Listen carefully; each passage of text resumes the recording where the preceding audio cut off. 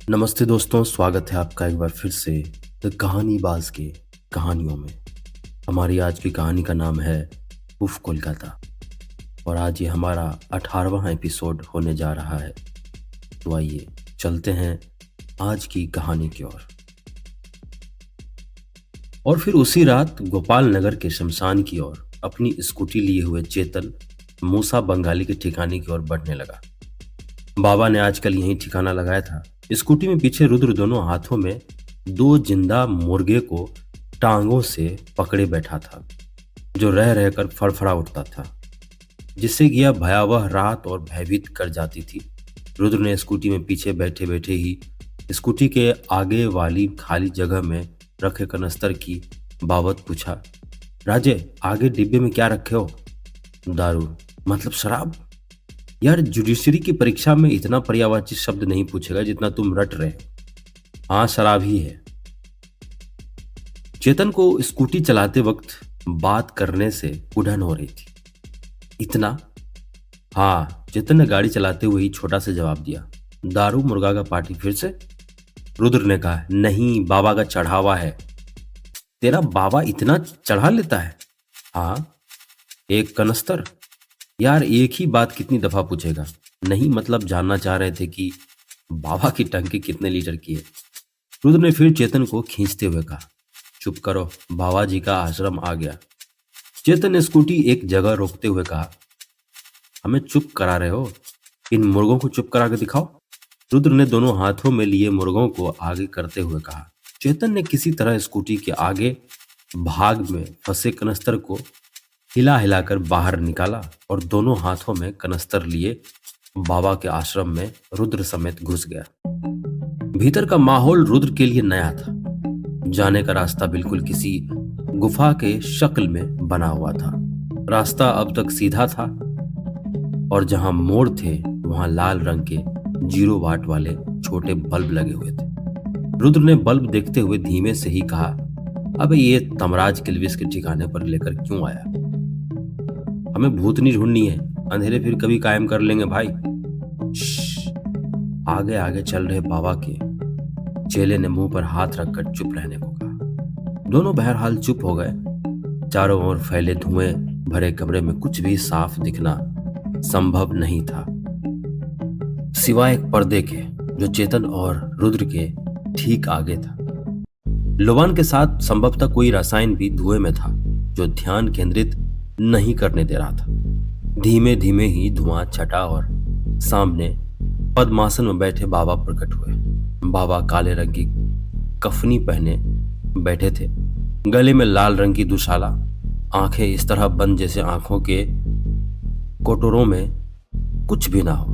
हाँ, मगर उनकी दाढ़ी इस कदर बनी हुई थी जैसे समाधि से नहीं, सैलून से आ रहे हों। चेतन को बहरहाल इन सब बातों से कोई सरोकार नहीं था। उसने बाबा को देखते ही शराब का कनस्तर उनके सामने रख दिया और दोनों हाथ जोड़ लिए। रुद्र ने भी चेतन को देखकर हाथ जोड़ने की कोशिश की तो हाथ में पकड़े हुए दोनों मुर्गे आपस में लड़ भिड़ गए।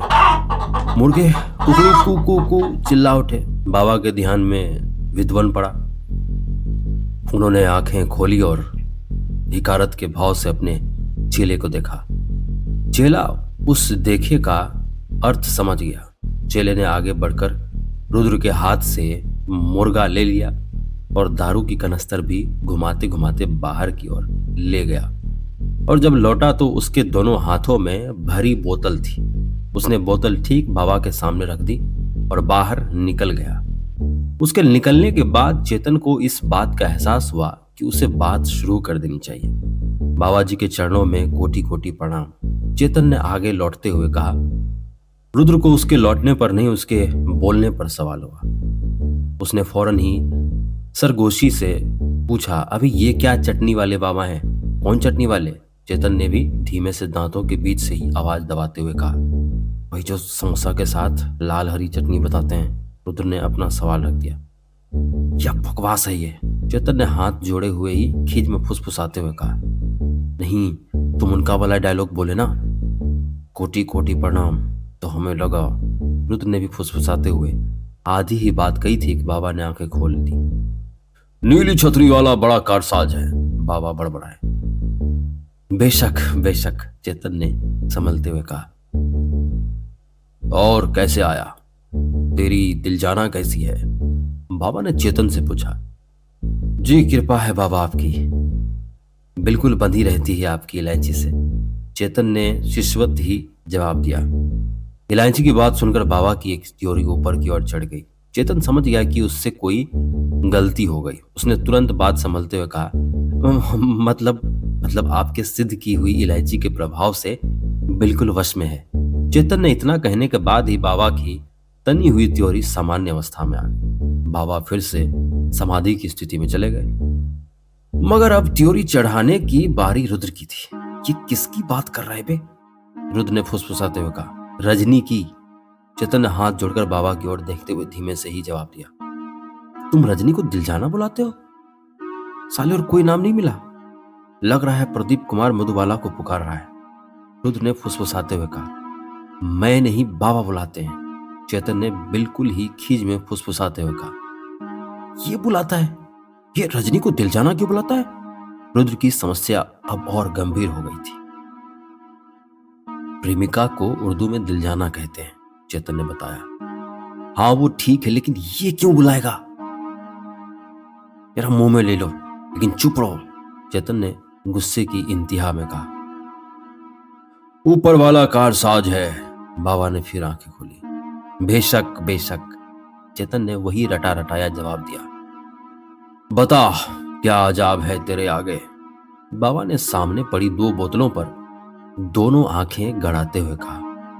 बाबा जी, एक लड़की है, चेतन ने बिना कोमा फुल स्टॉप लगाए एक सीध में कहा। बाबा को बात नागवार गुजरी। उन्होंने फौरन टोका। क्या बकता है? बाबा कोई लड़की है? चेतन को फौरन अपनी गलती का एहसास हुआ। उसने बात संभालते हुए कहा, आप नहीं बाबा जी, मेरे कहने का अर्थ है कि बाबा जी एक लड़की की प्रॉब्लम है जो। फिर लड़की? बाबा ने फिर त्योरियां चढ़ाई। क्यों नहीं हो सकती? अब की रुद्र बीच में टपका। ये नादान कौन है? बाबा ने रुद्र को देखते हुए चेतन से पूछा। रुद्र ने बहरहाल उसकी बात पर ध्यान न देते हुए अपनी बात रखी। Baba ji, having 2 girlfriend is not a problem, having no girlfriend is definitely a problem. मुझसे पूछिए, मुझसे ज्यादा इस बात को कौन जानता है? इसका भी घर आपने सेट करा दिया है, और अब तो सिद्धार्थ को भी वो भूतनी मिल गई है।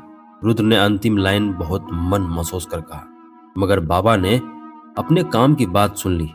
भूतनी? बाबा चिढ़। जी बाबा जी, उसी लिए तो अपने पास आए हैं। ठीक है, समझ रहा हूं, फिर भी सब कुछ खोल कर बताओ, बाबा ने कहा। बाबा की बात से चेतन का दिमाग उड़ गया। उसने रुद्र की ओर देखा। उसके भी चेहरे का एरोड्रम खाली था, हवाइयां उड़ चुकी थी। उसने चेतन को देखा। चेतन ने भी उसे देखते हुए धीमे से ही सही मगर खतरनाक सवाल किया। अंडरपैंट पहने हो? पता नहीं है यार, रुद्र ने 1.5 खतरनाक जवाब दिया।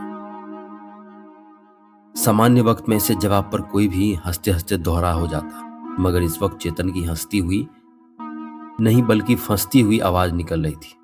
उसने गुस्से में दांत पीसते हुए कहा, पता नहीं क्या मतलब याद ही नहीं आ रहा है राजे, सुबह इतनी तेजी में निकला।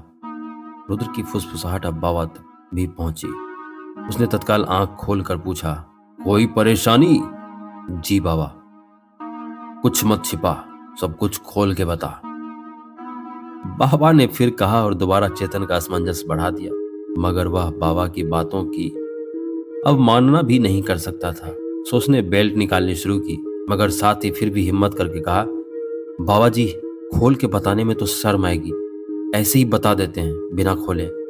बाबा ने जब तक उसका आशय समझा तब तक चेतन बेल्ट उतार चुका था और अब उसके हाथ पैंट के हुक पर अटके थे। बाबा को बात अब समझ आई। उन्होंने फौरन आवाज तेज करते हुए कहा, अरे नादान, बंद कर।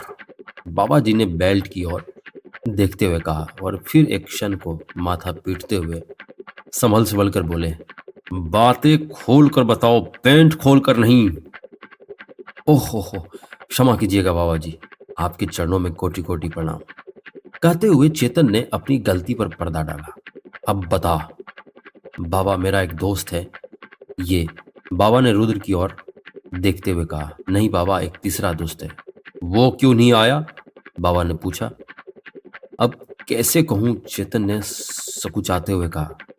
मुंह से, बाबा ने कहा। बाबा, दरअसल उसे इन सब बातों में विश्वास नहीं है। नवाकूल है वो, बाबा ने जोर से चिल्लाते हुए कहा और आंखें फिर बंद कर ली। जी बाबा जी, चेतन ने हाथ जोड़े हुए थरथराते हुए कहा। ये क्या बोला बे? रुद्र ने अचरज से पूछा। उर्दू के शब्द आते ही उसके कान खड़े हो जाते थे। पता नहीं, चेतन ने उसी अवस्था में बैठे हुए कहा। जब पता नहीं तो जी बाबा जी क्यों बोला? रुद्र खींच गया। बाबा ने बहरहाल एक बार फिर आंखें खोली और बोले, क्या परेशानी है उसे? बाबा, उसे एक लड़की दिखती है जो हमें नहीं दिखती। पहले तो सब हंसी मजाक तक था, लेकिन अब उसे एक साया भी दिखता है जो हमें नहीं दिखता। अब वो साया हमारे हॉस्टल में लड़कों को तंग कर रहा है। हमें लगता है कि वो लड़की ही ये साया है। आप कृपया करके हमें और मेरे दोस्त को इस संकट से बचा लीजिए। बाबा ने कहा और सामने रखे दोनों बोतल पर फिर एक दफा नजर गाड़ते हुए पूछा, कुछ कहती भी है वो जब किसी को तंग करती है तब? हाँ बाबा जी, कुछ भुनभुनाती है। क्या बोलती है बे? मैंने रुद्र की ओर देखते हुए पूछा। भुनभुनाती नहीं, गुनगुनाती है, घरघराती है। ऐसा लगता है टेप रिकॉर्डर में कैसेट उल्टा चल रहा है। रुद्र मुद्दे से भटका। कहती क्या है वो बता, बाबा ने पास रखी दोनों बोतल हाथ में उठाते हुए पूछा। कहती है, कौन विधि लिख ले लीलार मोरे देवता, निज दिन ढो पहाड़ रे, जन्मत माई तरस खाई हम पे, पथरा पर फोड़तू कपार रे। पूरी बात सुनाने के बाद रुद्र ने देखा कि बाबा ने बोतल की तली तक की शराब पीने के लिए बोतल को पूरा उल्टा लिया है। शराब की आखिरी बूंद भी अब उसके मुंह में समा जाने वाली है। लगता है टंकी फुल करके बताएगा, रुद्र ने फुसफुसाते हुए कहा। रुद्र ने फुसफुसाते कहा ही था कि बाबा ने हाथों से बोतल छोड़ दी। बोतल गिर के चकनाचूर हो गया। लाल लाल अग्नियाय आंखों को चेतन के चेहरे पर ठहराते हुए बाबा चिल्लाए, पिछल पैरी है वो। यही चार शब्द कहकर उसने फिर अपनी नशे में डोलती आंखें बंद कर ली। चेतन और रुद्र की समझ में कुछ भी नहीं आया। सवालिया शिकन चेहरा लिए रुद्र ने चेतन से कहा, क्या है? क्या बोला ये? राजे ओए, जरा गूगल कर तो। रुद्र ने कहना खत्म किया उसके पहले ही चेतन गूगल कर चुका था। पिछल पैरी, हाँ हाँ, मिल गया। चेतन फुसफुसाते हुए। पिछल पैरी एक तरह की ऊपरी बला है जो पाकिस्तान की पहाड़ी भागों और पंजाब प्रांत में देखी जाती है। इसके पांव पीछे की तरफ मुड़े होते हैं। चेतन अभी आगे बढ़ ही रहा था कि रुद्र ने टोका, साले को आइटम भी पाकिस्तान की मिली है। उसने सिद्धार्थ की बाबत कहा। चेतन ने उसकी बात पर ध्यान न देकर आगे पढ़ना जारी रखा। इसके पैर पीछे की ओर मुड़े होते हैं और किसी को दिखाई ना दे इसलिए लंबे घाघरे पहनती है। और क्या? रुद्र ने पूछा। और ये कि अपने शिकार को घाघरे में घुसाकर मार देती है। क्या कहते कहते उस अजाब की स्थिति में भी चेतन की हंसी छूट गई थी। रुद्र तो तांत्रिक के सामने बैठा बैठा ही पीछे की ओर उलट गया था।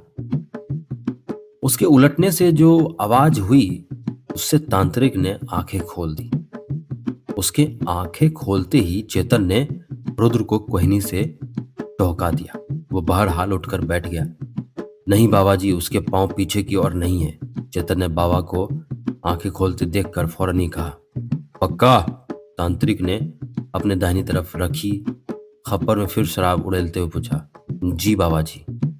जिस दोस्त ने लाइव टेलीकास्ट देखा है, मेरा मतलब है जिस दोस्त को वो दिखती है, उसका कहना है कि लड़की के पांव ठीक है।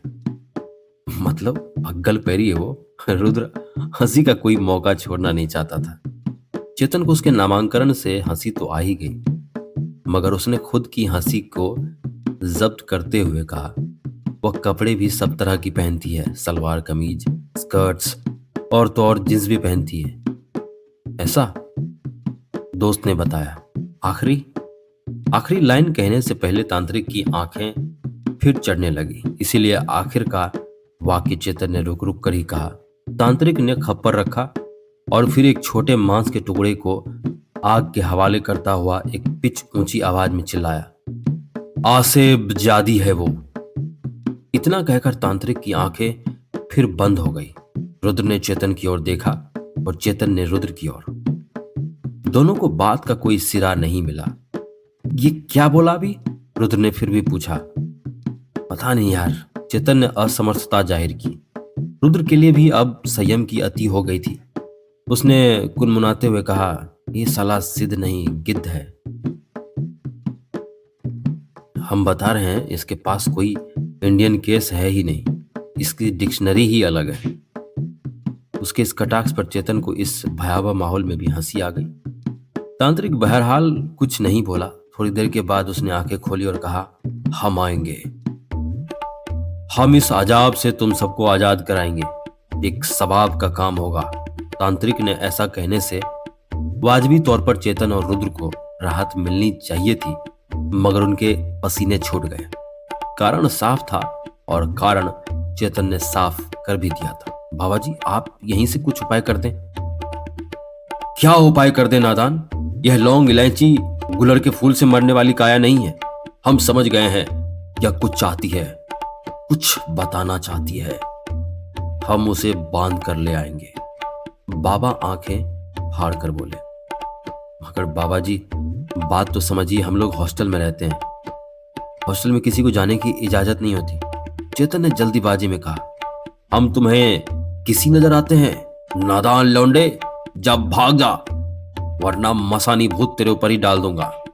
तांत्रिक ने क्रोध से हिलते हुए आंखें लाल करते हुए कहा। चेतन की हालत खराब होने को हुई थी कि रुद्र ने बात संभाली। चाचा, इसके कहने का मतलब है कि आप इस भेष में चलेंगे तो भूत बाद में भागेगा, लड़के पहले भाग जाएंगे। कहना क्या चाहता है तू? तांत्रिक ने आंखें लाल किए हुए ही कहा, बस ये कि जब वो हरामजादी फरेबजादी, क्या नाम है उसका? रुद्र लटपटाया। आसेब जादी, तांत्रिक ने दोहराया। हाँ हाँ हाँ, वही वही। जब वो कपड़े बदल सकती है तो आप क्यों नहीं? आप तो माशाल्लाह उसके मालिक ही ठहरे, चिनौटी में बंद कर लेंगे उसे। रुद्र ने तांत्रिक के अहंग पर मक्खन पोत दिया। तांत्रिक खुश हुआ। यह उसके चेहरे से जाहिर हुआ। कब हरनी है प्रेत बाधा? बाबा ने अब काम की बात की।